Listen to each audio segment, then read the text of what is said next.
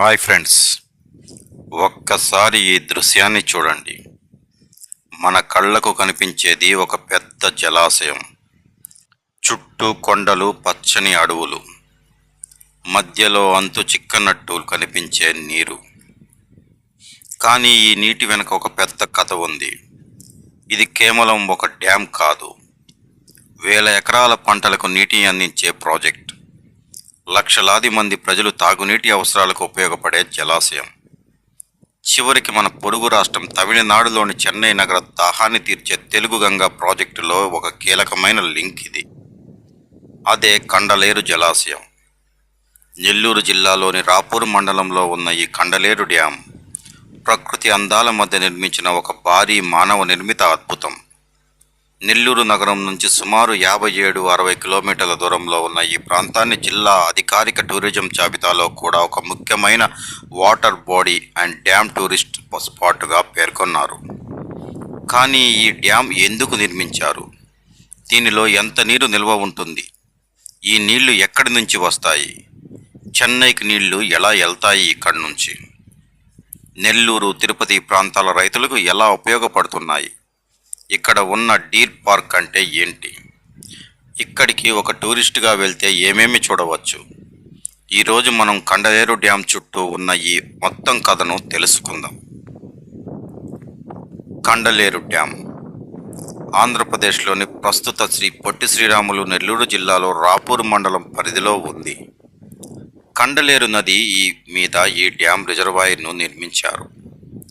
ఈ ప్రాంతం తూర్పు కనుమల పరిసరాల్లో ఉండడంతో డ్యామ్ ఒకవైపు నీరు, మరోవైపు కొండలు, అడవులు ఇలా ప్రకృతి మధ్యలో కనిపించడం ఈ ప్రాంతానికి ప్రత్యేకమైన అందాన్ని ఇస్తుంది.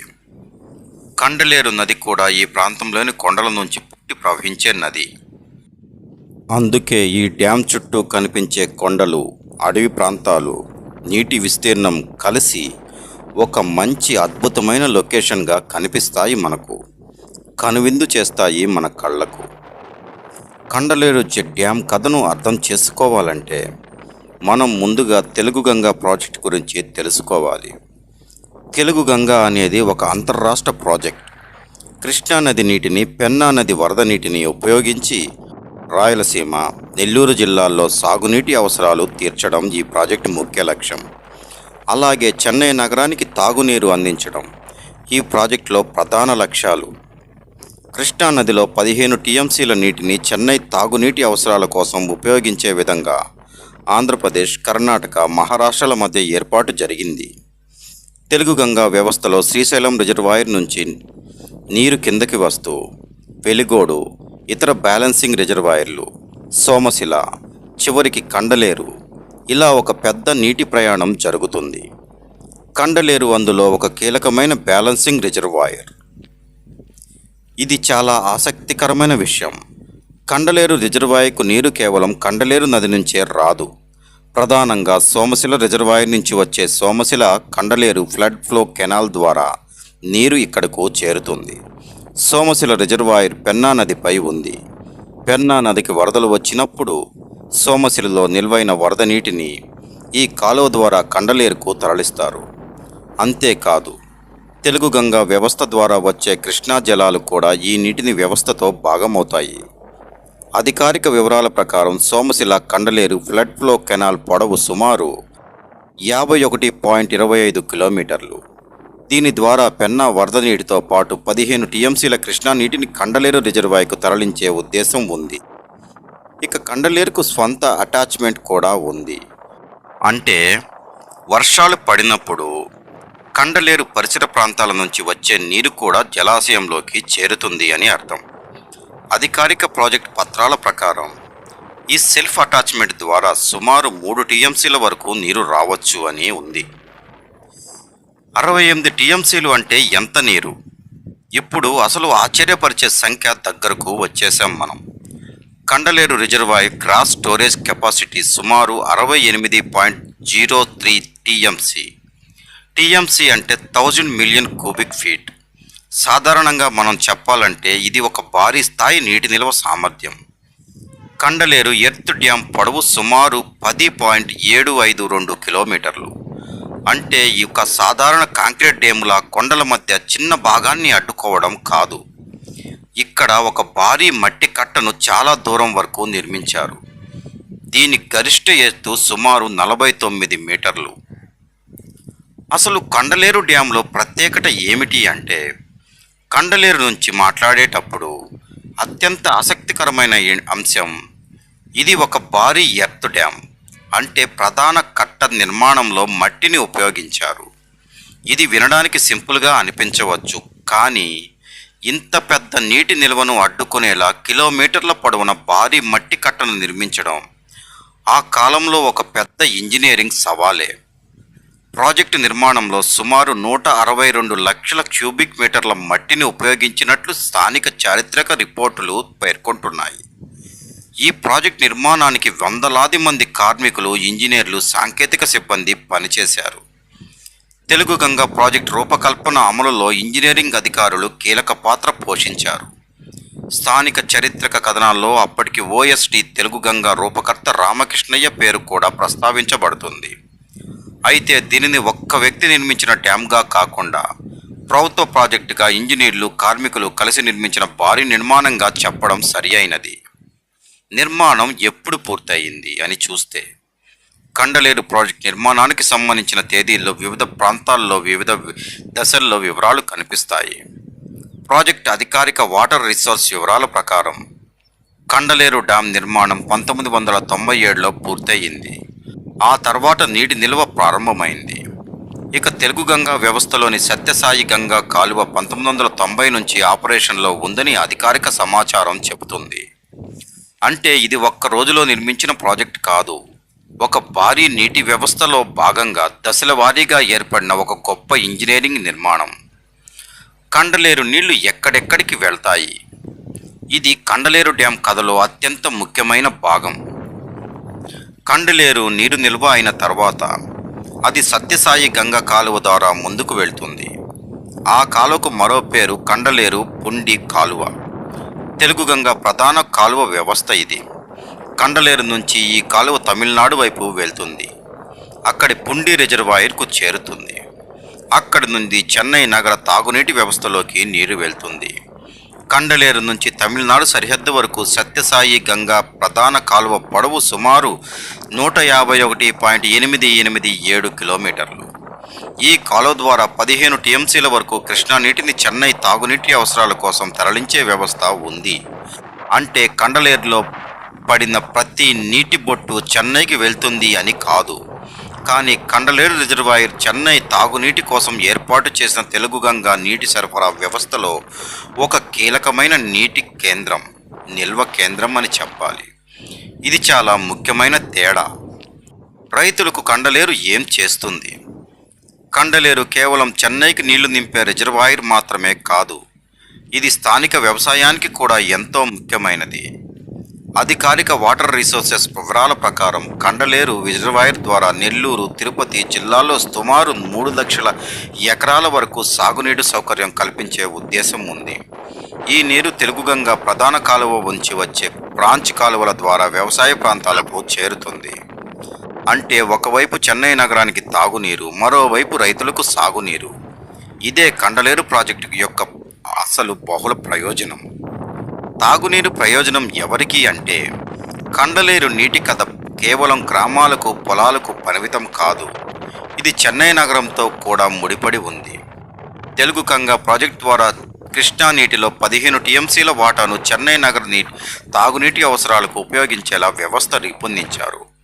కండలేరు ఆ నీటి ప్రయాణంలో ఒక కీలక బ్యాలెన్సింగ్ రిజర్వాయర్. అందుకే నెల్లూరు జిల్లాలో ఉన్న ఈ జలాశయానికి తమిళనాడు రాజధాని చెన్నైతో కూడా ఒక నీటి బంధం కూడా ఉంది. కండలేరు డీర్ పార్కును ఇప్పుడు చూసినట్లయితే, ఇప్పుడు డ్యామ్ దగ్గర ఉన్న మరో ఆసక్తికరమైన ప్రదేశానికి వెళ్దాం. అదే Kandaleru deer park. Kandaleru dam ప్రాంతంలో ఉన్న ఈ డీర్ పార్కు చారిత్రకంగా ప్రభుత్వ వన్యప్రాణి సంరక్షణ వ్యవస్థలో గుర్తింపు ఉంది. పాత అధికారిక రికార్డుల్లో కండలేరు డీర్ పార్కును సుమారు 25 హెక్టార్ల విస్తీర్ణంతో నమోదు చేశారు. కేంద్ర జూ అథారిటీ రికార్డుల్లో కూడా డీర్ పార్క్ కండలేరుగా గుర్తింపు కనిపిస్తుంది. ఇక్కడికి వస్తే డ్యామ్ నీరు, చుట్టూ కొండలు, అడవి వాతావరణం, అదే ప్రాంతంలో వన్యప్రాణి పార్క్. ఇవన్నీ కలిపి ఒక ప్రత్యేకమైన నేచర్ ఎక్స్పీరియన్స్కు ఇస్తారు. అయితే డీర్ పార్కులో ప్రస్తుతం సందర్శకులకు ఏ సదుపాయాలు, ఎలాంటి విజిటింగ్ టైమింగ్స్ ఉన్నాయి అనేది వెళ్లే ముందు స్థానిక అటవీ శాఖ లేదా అధికారుల వద్ద నిర్ధారించుకోవడం మంచిది. కండలేరు దగ్గర చూడవలసిన ఇంకా ఏ ప్రదేశాలు అనుకుంటే, కండలేరుకు వచ్చేవాళ్ళు కేవలం డ్యామ్ చూసి తిరిగి వెళ్లాల్సిన అవసరం లేదు. రాపూరు పరిసర ప్రాంతాల్లో ప్రకృతి దేవాలయాలు, జలపాతాలు కలిసిన ఒక మంచి ట్రావెల్ సర్క్యూట్ తయారవుతుంది. అందులో ముఖ్యంగా పెంచుల కోన, అడవులు, కొండలు, జలపాతాల మధ్య ఉన్న ప్రసిద్ధ శ్రీ పెనుసిల లక్ష్మీనరసింహస్వామి క్షేత్రం. కండలేరు ప్రాంతం నుంచి పెంచుల కోన వైపు వెళ్ళే మార్గం ప్రకృతి అందాలతో ఉంటుంది. అలాగే సోమశిల కూడా ఒక మంచి ఆప్షన్. ఇక్కడ సోమశిల డ్యాంతో పాటు సోమేశ్వర ఆలయం కూడా ఉంటుంది. నెల్లూరు జిల్లా అధికారిక టూరిజం సమాచారంతో సోమశిలను కూడా ప్రకృతి అందాలతో కూడిన ముఖ్యమైన పర్యాటక ప్రదేశంగా పేర్కొన్నారు. రాపూరు పరిసరాల్లో శివకోన, పెంచుల కోన, జలపాతాలు వంటి ప్రకృతి ప్రాంతాలు కూడా ఉన్నాయి. కాబట్టి కండలేరు ట్రిప్కు ఒక డ్యామ్ ట్రిప్గా కాకుండా కండలేరు, రాపూర్, పెంచుల కోన నేచర్ అండ్ టెంపుల్ సర్క్యూట్గా ప్లాన్ చేసుకోవచ్చు. కండలేరు ఒక టూరిజం స్పాట్గా ఎలా ఉంటుంది అంటే, ఇప్పుడు అసలు ప్రశ్న, కండలేరు టూరిజం పరంగా ఎలా ఉంటుంది? నా దృష్టిలో ప్రధాన ఆకర్షణ ప్రకృతి ప్లస్ నీరు ప్లస్ ఇంజనీరింగ్. ఒకవైపు ఇంత పెద్ద జలాశయం, మరోవైపు కొండలు, అడవులు, వర్షాకాలంలో పచ్చదనం, నీటి మట్టం బాగా ఉన్నప్పుడు కనిపించే భారీ జల విస్తీర్ణం. ఇవన్నీ కెమెరాకు చాలా బాగా కనిపిస్తాయి.